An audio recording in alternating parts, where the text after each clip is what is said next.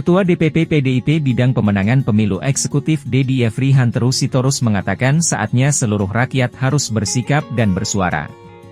Hal ini menanggapi keputusan Panitia Kerja RUU Pilkada bentukan Badan Legislasi DPR RI yang menolak mengakomodasi putusan Mahkamah Konstitusi tentang syarat usia calon kepala daerah dihitung saat penetapan pasangan calon. Selain itu, Balik DPR juga menolak putusan MK menurunkan ambang batas pencalonan pilkada untuk semua partai politik. Balik hanya mengakomodir penurunan ambang batas pencalonan pilkada bagi partai politik non-parlemen. Dedi mengatakan secara politik PDIP tidak bisa melakukan apa-apa karena kalah dalam voting, yakni 1:8 dengan partai di DPR. Dedi menganggap Panja RUU Pilkada mengabaikan putusan MK yang menurunkan ambang batas pencalonan kepala daerah untuk semua partai politik. Menurutnya, tindakan Panja RUU Pilkada sangat tercela dan tidak etis. Dedi berpendapat, Panja RUU Pilkada telah melakukan perlawanan terhadap putusan MK dengan mengganti undang-undang untuk membatalkan.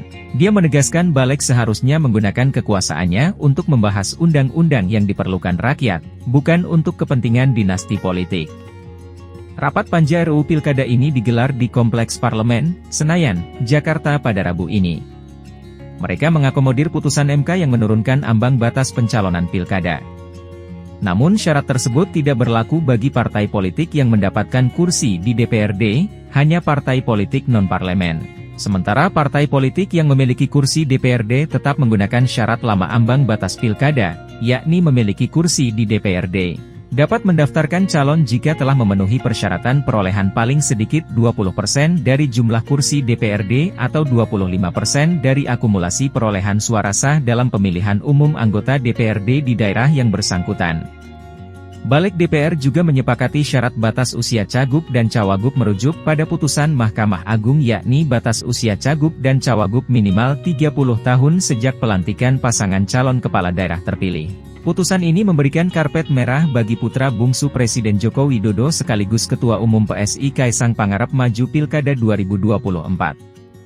Padahal putusan MK memutuskan batas usia cagup dan cawagup minimal 30 tahun dihitung dari titik sejak penetapan pasangan calon oleh KPU.